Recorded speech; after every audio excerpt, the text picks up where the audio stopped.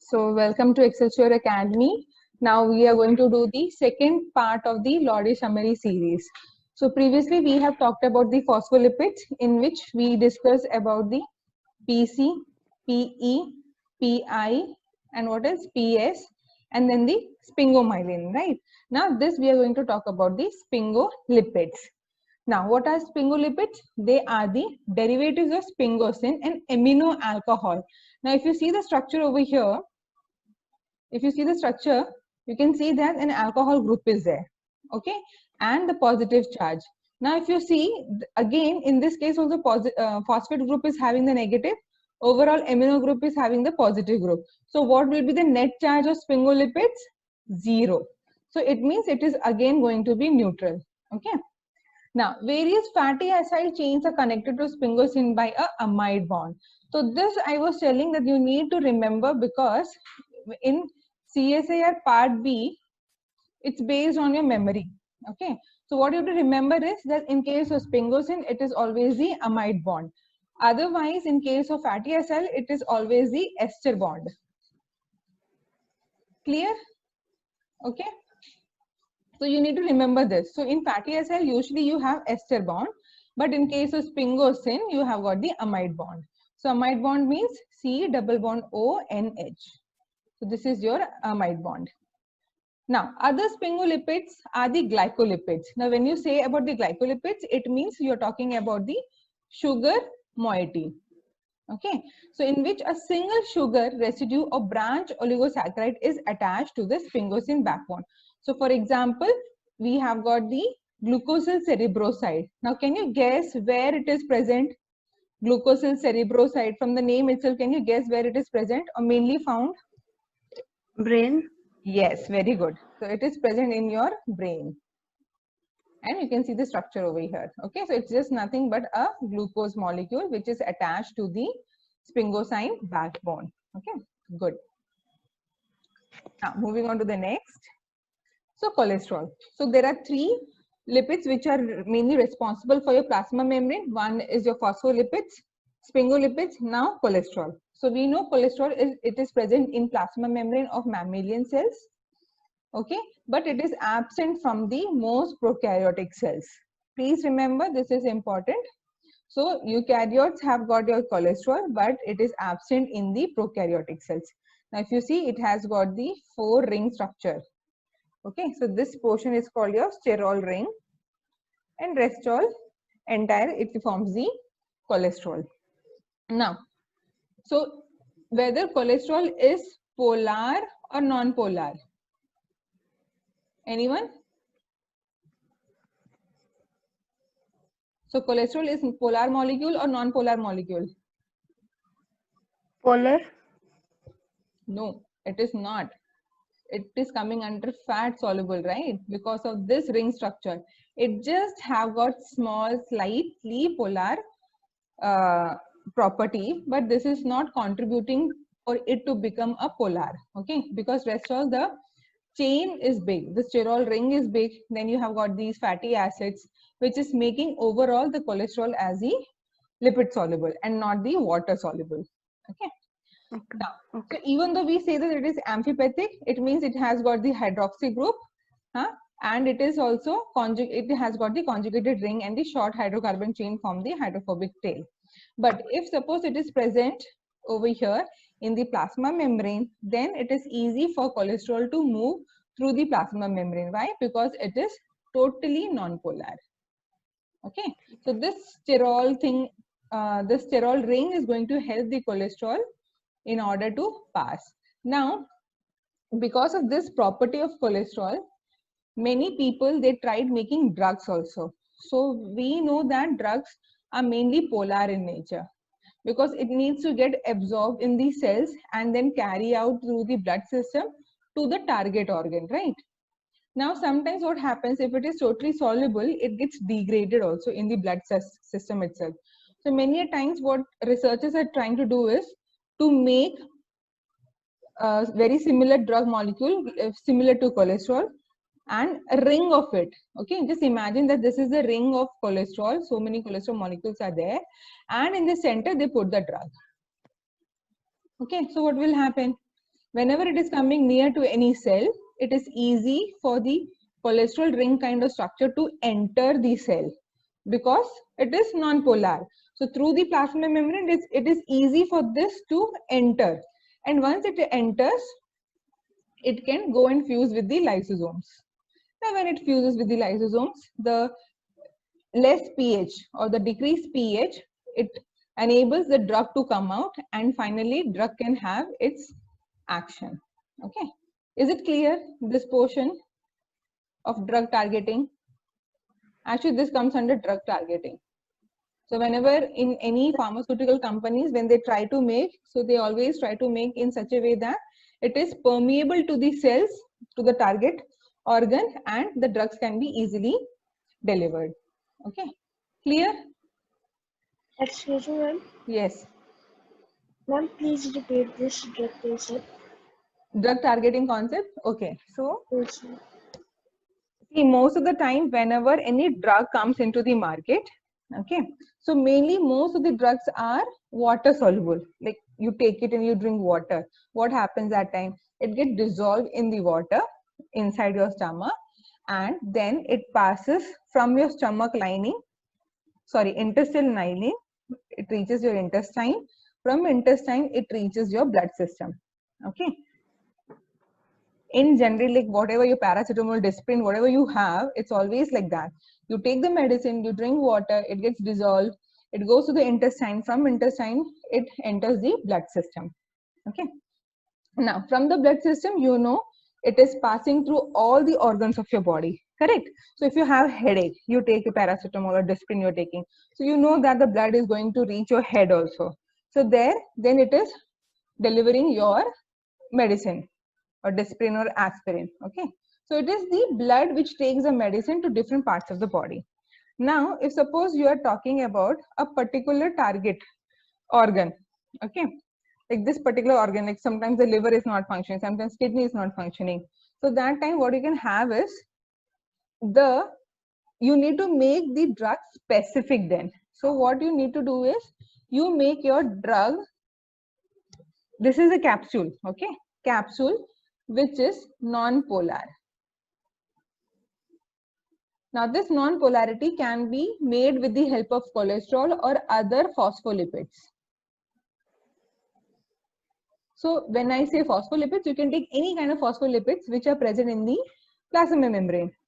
Now what will happen, since this is also non-polar, this is your cell, okay, target cell. Now whenever this drug through the blood system is coming near to your target cell, what will happen?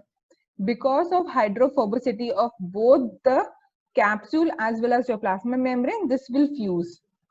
Okay, so due to its non-polarity, it is easy for this capsule to get insert into the plasma membrane of the cell. Now how? Via endocytosis. So I hope you know what is endocytosis. This is the engulfing which is present in the outside. So once it gets engulfed, it is inside the endocytosis, then it goes and binds to the lysosomes. Okay. Now lysosomes, we know that it always have the less pH, which will help in degrading this capsule and releasing the drug which was present inside. Now this drug is present inside the cytoplasm of the target cell. Okay. Now this drug is meant for inhibiting some enzymes or RNA or transcription. So accordingly, it will act. Now it is clear? Yes, ma'am. Huh? It's okay because, Yes, ma'am. okay, good. So the thing is like this all comes at the end of cell biology, because by that time you know the function of each organelle, each plasma membrane, each enzyme. So if we study drug targeting that time, it becomes more easy. Okay. So this is just the scenario in which a pharmaceutical company is making. So it depends like what kind of drug you're making, whether it's lipid soluble or water soluble. So depending on the target, it has been designed. Okay. Now, so most lipids and many proteins are there which has lateral movement possible in the membrane. So they're talking about the movement of these phospholipids and proteins of the plasma membrane. So we know that on the plasma membrane, so we have got the plasma membrane, okay, and we know that many phospholipids are there. Phospholipids are there. We also know that there are certain proteins also present. Remember, I have mentioned about the integral proteins. Integral proteins are also called transmembrane proteins. It means they cross the membrane. That is like this. So they're embedded into the membrane. Okay. Now, in the two-dimensional plane of the bilayer, thermal motion permits the lipid molecules to rotate freely around their long axis and to diffuse laterally within each leaflet. So what is the meaning of this sentence? It means that if suppose this is the one phospholipid, so either it can move like this, okay, along the axis, or from outer to inner leaflet it can flip. So I repeat, if suppose you have got the phospholipid, it can move like this, okay, rotating like this on the plasma membrane, and it can also diffuse from one outer region of the plasma membrane to the inner region. So that is called flip-flop, flip-flop, okay. So it is possible. Now, because such movements are lateral or rotational, the fatty acyl chains remain in the hydrophobic interior of the bilayer.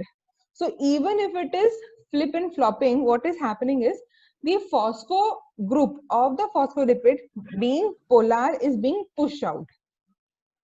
See, if this is a plasma membrane and this is your phospholipid, okay. Now this is going to come this side. But to come this side, this phospho group has to be inside the hydrophobic core at least for some seconds, correct? Which is not spontaneous. Getting the point over here?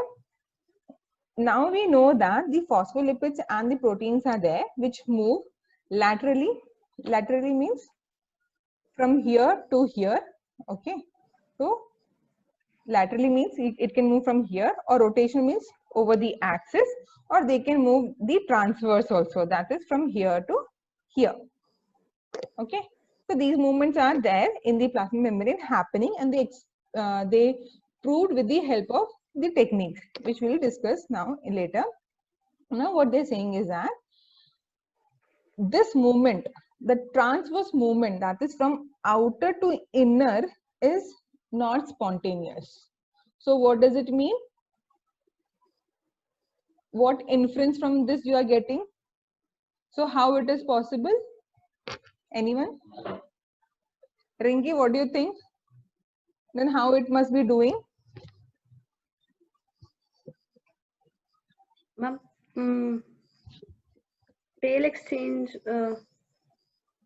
No, that's a big procedure then. So what you're saying is one over here, another over here, and then they are exchanging the tail, right? Exchange of this you are saying. No, it's not possible. And polar head also. No, it is then more energy consuming. See, every work which is carried out in the cell, it needs energy, right? And this energy is like your currency, like how we spend money by thinking whether we should buy or not. In the same way, cell also thinks a lot whether I should spend this much energy or not. Okay. Now doing that, changing the tail and phospho group, then it is very much energy consuming. Why? Because you need to break the bonds over here, here, then make the bonds here and here. So 4 ATP molecules are gone. Instead of that, what the cell does is that it has got a protein called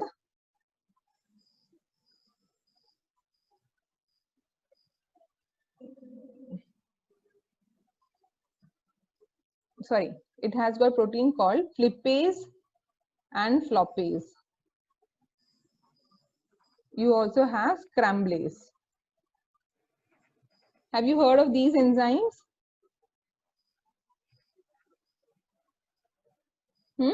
So they have got flippase, floppase, and scramblase. So what is the function of lipase? To take from outer to inner in this direction. Floppase is from inner to outer in this direction. Scramblase means in both direction. So they are the enzymes which takes only one ATP molecule and without letting any phospholipids to come in contact with the hydrophobic core, it actually rotates. Okay. So in coming session, it is coming, the figures are coming, it will be more clear that time. So now you understand that, just understand that the phospholipids are able to rotate laterally, rotate, and they can also move transverse. Okay. Now all these things has been done with the help of certain techniques. For example, FRAP. What is FRAP? Fluorescence recovery after photobleaching. So this technique confirmed that the phospholipids are able to move laterally. What does it mean? It means that on plasma membrane, the phospholipids which were present over here, after some time they reach to the other region. Okay. Now let's see how this technique is working. Ma'am, Huh. ma'am, if the scramblase enzyme is doing the movement from outer inner both movements, so why we need flippase and floppase enzyme? So that will come when we are talking about the apoptosis. So there scramblase works. Flippase and floppase are like very restricted because they need to make it as, if you remember, I have mentioned that phosphatidylcholine and your sphingolipid should be on the outer membrane, and phosphatidylethanol and inositol and serine should be on your inner. So that is the function of flippase and floppase to maintain this composition. Now when apoptosis happens, we don't need any regulation, right? So that time scramblase does is random movement of these phospholipids so that the phosphatidylserine comes and gets exposed to the outer membrane so that it can undergo apoptosis. Okay. So we'll come to that also. So that's why all these three are required. Okay. So now coming to the FRAP. So if you see over here, let us assume that this is your one cell. Okay. And all these yellow colored things are your membrane protein. Now what you have done is, membrane proteins are being tagged with the fluorescence. Now how do you do this thing? This is done with the help of the antibodies. So in the lab, you prepare antibodies which are specific to the membrane proteins of that particular cell. Okay. Now when you add, what will happen? These antibodies will go and get attached to the membrane proteins. Okay. So normally when you look this cell under the fluorescence microscope, the entire cell is going to give you the fluorescence. Agree? Now what they are doing is bleach with laser. What does it mean? It means when you pass through high intensity laser on one particular area of the cell, because of high intensity, the fluorescence is lost. So in that particular area, if suppose the entire cell is glowing over here with green, suppose this is the entire cell which is giving you green fluorescent. Okay. Now when I focus with a high intensity laser, what will happen? I'll have, this entire thing gone, sorry. So what will happen? A small portion of this much will be bleach. It means there will be no fluorescence. Okay. Now fluorescence recovery. So when you let your cell to, incubate for further time, after some time what they observed was that this bleach area started giving you again fluorescence. So from this, what you confer? That the proteins which were fluorescently expressing over here, they start moving towards the bleach area. So this confirmed that your phospholipids doesn't stand in one portion. They are always moving, okay, laterally. Is it clear, the experiment? Yes? Rinki? Yes. So what they have done, they have taken a cell membrane protein, tagged with the fluorescent antibody, bleach with the high intensity laser. Okay, so what happened? That becomes bleach. There will be no fluorescence. But after some time, they saw that that particular area is started giving the fluorescence. So that is the fluorescence recovery, and this gives the inference that your phospholipids are moving. Okay, now phospholipids are moving, it means your proteins are moving, right? And that's how they confirm your phospholipids can move laterally. So this is same thing what just now I have explained. So just let's go through. So cells are first labeled with the fluorescent reagent that binds uniformly to the specific membrane or protein, membrane lipid or protein. A laser light is then focused on a small area of the surface, irreversibly bleaching the bound reagent and thus reducing these fluorescence in the illuminated area. Okay. In time, the fluorescence of the bleach patch increases as unbleached fluorescent surface molecules diffuse into it and bleach ones diffuse outward. So what does it mean?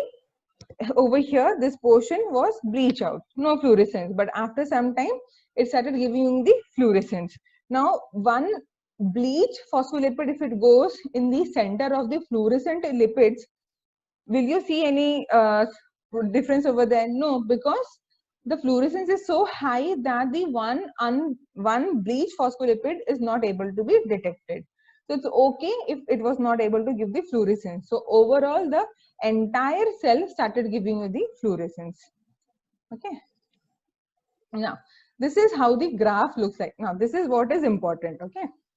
So if you see the graph over here, so you have started from here. So where you can see that the fluorescence intensity is maximum. Okay. So your entire cell is giving you fluorescence. Now, before I proceed, let me ask you, are they talking about one cell or group of cells? Tell me. Yes, Mahima, you tell me. Are they talking about the experiment on one particular cell or the group of cells? One cell. Very good. It is, they are talking about one particular cell. So they have focused only on one cell, because if you have group of cells, then bleaching them and then focusing and understanding whether the recovery of fluorescence is occurring or not is difficult. So they are talking about one particular cell. Good. Now, so here they started and then they saw that the maximum fluorescence is about 3000 intensity. Okay. Now at this particular point, you have given the laser intensity. So what do you see? The intensity of that particular region goes down. So they have said that it is bleached out. Okay. Now what you do in the microscope is that if this is the entire cell, you have focus only this much area. Okay. Now this much area only you are going to study and not the entire cell. So this area, first the fluorescence is full. Okay. After that, after giving the bleach, what happened? It has been fully bleached out. Okay. So there was no fluorescence. Then what happens with the period of time after incubation? It started increasing. Okay. Now, what do you see over here? That it is showing 50% immobile and 50% mobile, because it has reached only the 50% of the value and not the complete. See, it was maximum was over here. Maximum was over here, correct?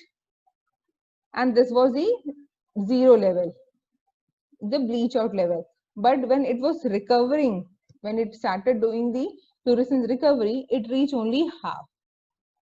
So it was concluded that of these many phospholipids present over here, 50% are immobile and 50% are mobile. So it means that 50% of the bleached phospholipids were able to move outwards. Okay. Is that sentence clear to you guys? Huh? So just go through once also in the textbook. Okay. So results of FRAP experiment. So they have used human hepatoma cells, that is your liver cells, treated with fluorescence antibodies specific for the acyloglycoprotein receptor protein. Okay. So one kind of receptor protein they have selected and made antibodies against that, and it was used to give the fluorescence.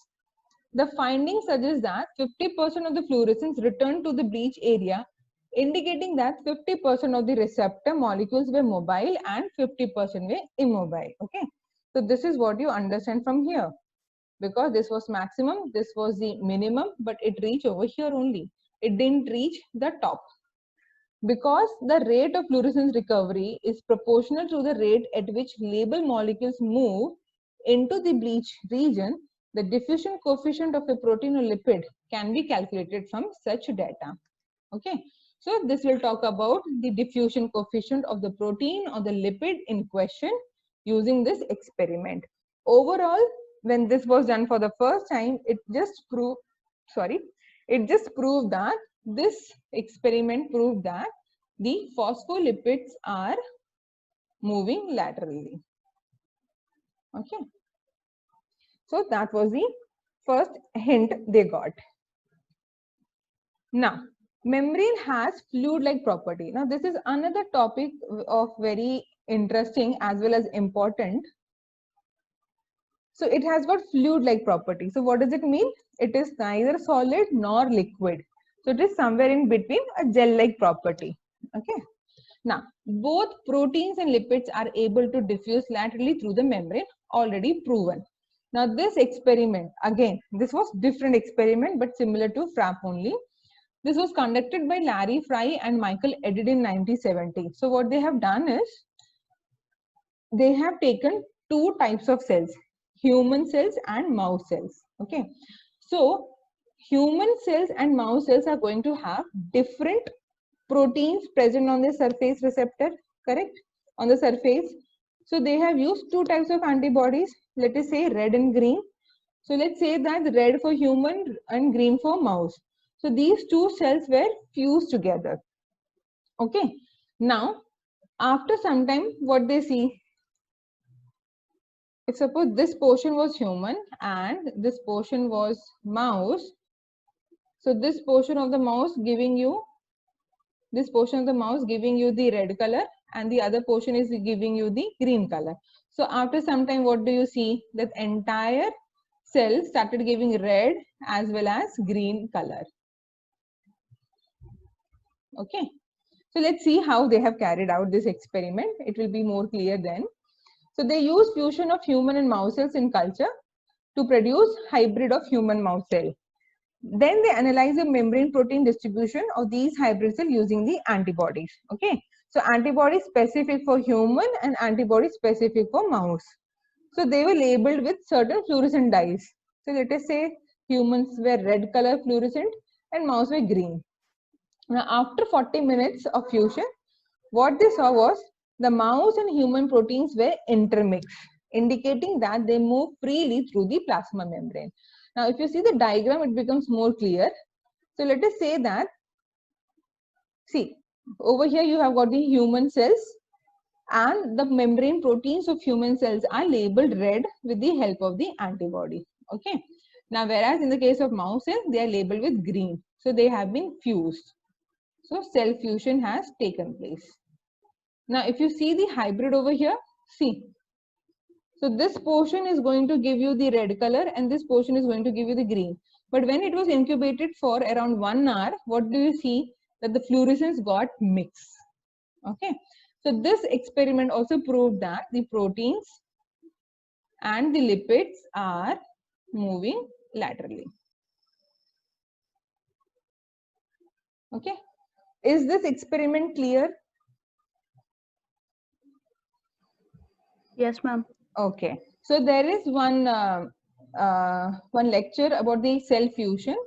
So I will be sharing that cell fusion lecture with you guys. So just go through it. That there are around 4 types of techniques which are carried out in the lab to carry out the cell fusion. Okay. So one is PEG method, PEG, polyethylene glycol. Then you have got the electric method, thermoplasmonic method, and one more is there. Okay, 3 methods. So all these methods are there. So I'll be sharing that lecture with you. Okay, so just go through with that. If any doubts are there, you can ask me. So yeah.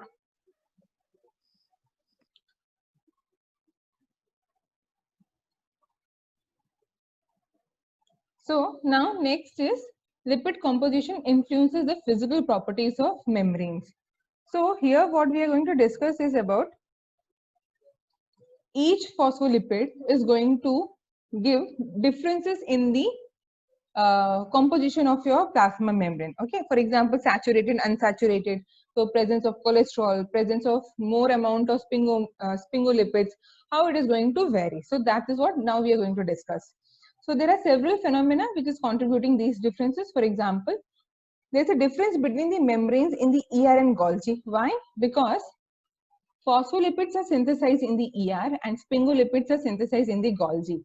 But at the end, so if you consider your cell like this, you have got the nucleus, okay, then ER is there, then you have got your Golgi over here, correct?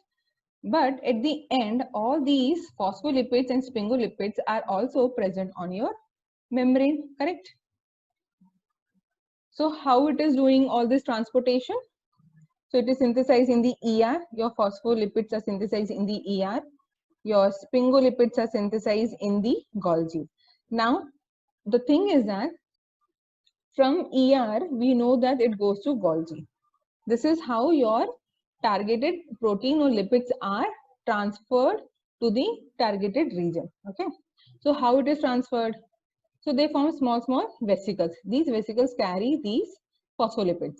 They go into the Golgi, where they get processed. Like for example, if any hydrocarbon chain needs to be lengthened or shortened, so everything, all this modification takes place in the Golgi.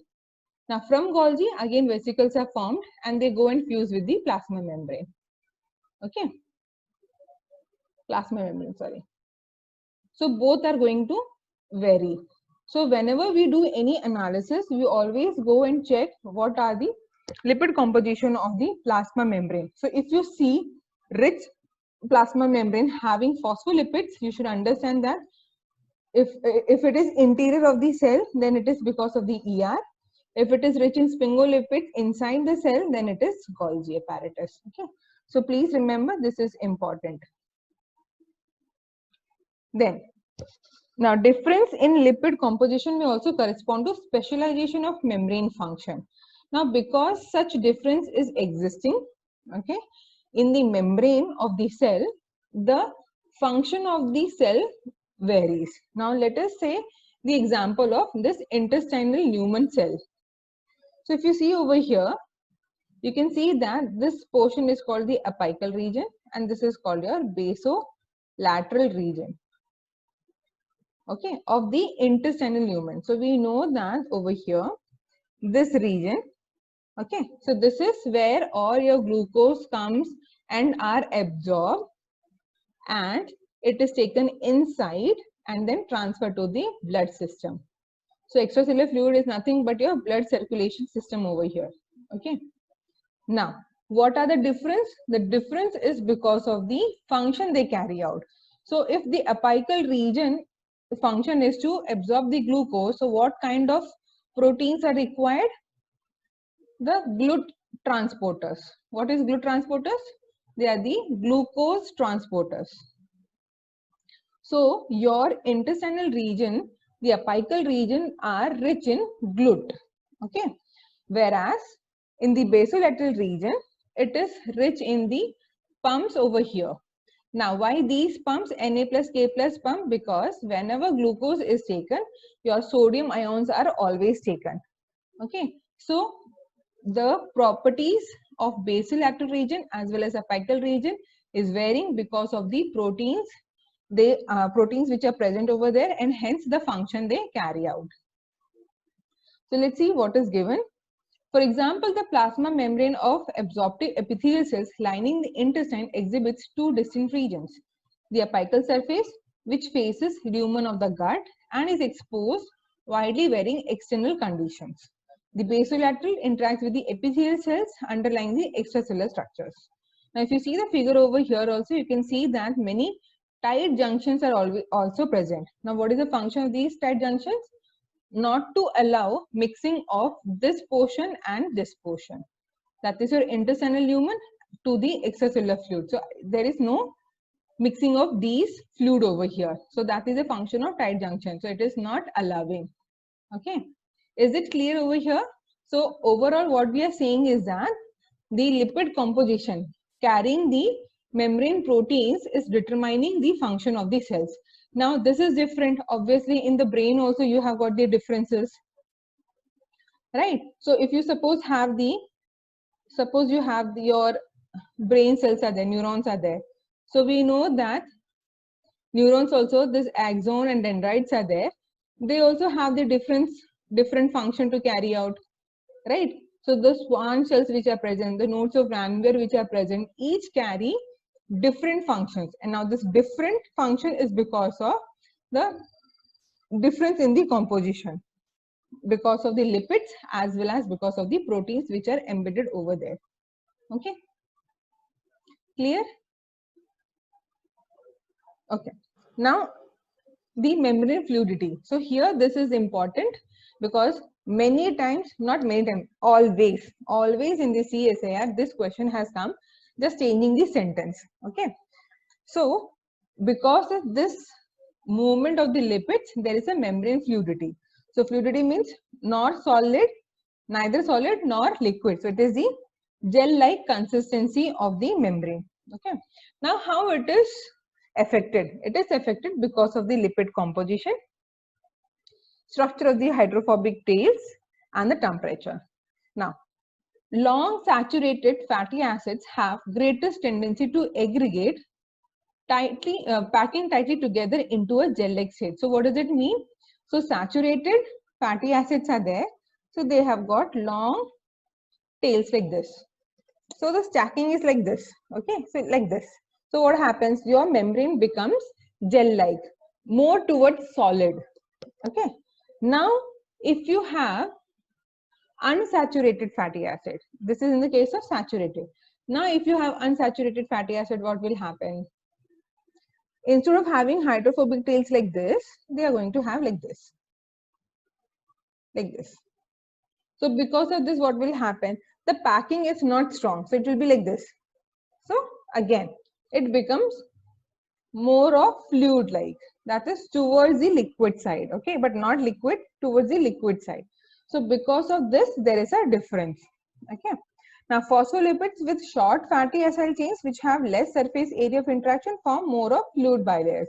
So here what we are talking, if it is having saturated fatty acid as well as small hydrophobic chains or small fatty acyl chains, then it is more of gel-like, more of solid. If it is unsaturated and have got the long chains, then it is more of fluid-like consistency. Am I clear over here or are you getting confused? Is it clear? Yes? Or should I repeat? Repeat. Okay.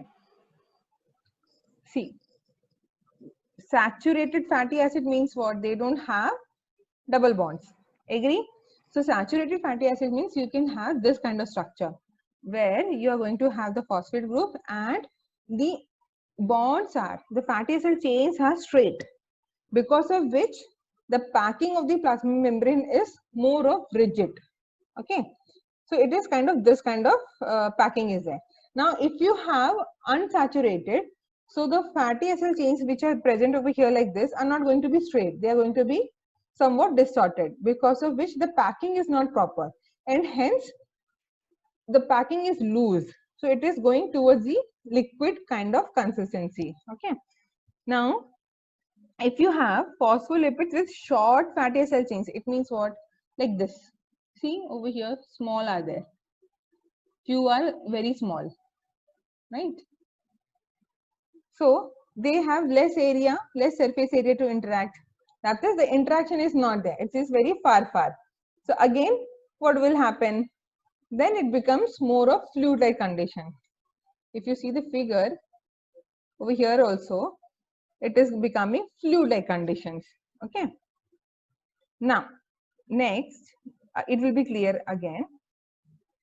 So, if suppose unsaturated fatty acids are there, so I told you, so it will look something like this instead of like this. This is a saturated having straight fatty acid, and whereas in the case of unsaturated, some kinks will be there. Okay. So it results in their forming less stable van der Waals interactions with the other lipid. Hence, it becomes like this, fluid-like conditions. Sorry, fluid-like conditions like this. Now, if you heat, if you increase the temperature, then also it moves towards being fluid-like conditions. So what do we learn from this? If you have got saturated fatty acid, it is going to have solid-like or gel-like consistency. If you have unsaturated, then it is fluid-like consistency. If you increase the temperature, then from solid to fluid-like consistency. Now, to make it more clear, I'll give you one example. Let us say that there is a bacteria which is growing at 37 degrees Celsius. Okay. Now, if I take this bacteria and put into cold condition, a cold temperature. So, what kind of phospholipids it should have to sustain or to survive? That is a question. Whether increase the saturated or increase the unsaturated. So, guess what will be the answer, Rinki? Long chain saturated fatty acids. No. Why? Because when it goes under the cold conditions, there is a chance that it will get freezed, correct? And it cannot function.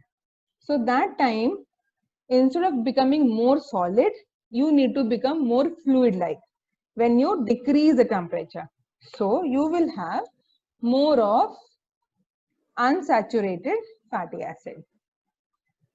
See, unsaturated fatty acid means more of fluid-like, liquid type. Okay? Saturated means solid type. At cold condition, I don't want to freeze. So, instead of having more saturated, the bacteria will have more of unsaturated so that it can maintain its membrane integrity. Okay. Now, the reverse the question. If the bacteria is grown now at higher temperature, 42 degrees Celsius, now what kind of phospholipids it should have? Yes?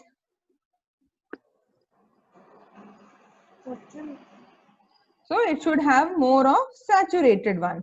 Why? Because at higher temperature, already it is becoming a liquid type.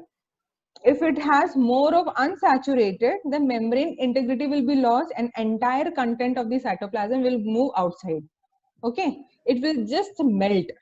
So instead of that, the bacteria will try to have more of saturated so that it is maintaining its membrane consistency.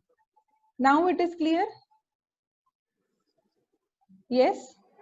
Or should I repeat? Yes, sir. It's clear now? Similarly, if suppose I give you question that polar bear are there. Oh no, this spelling, sorry. So polar bear are there. So they have got their legs, paw are there, right?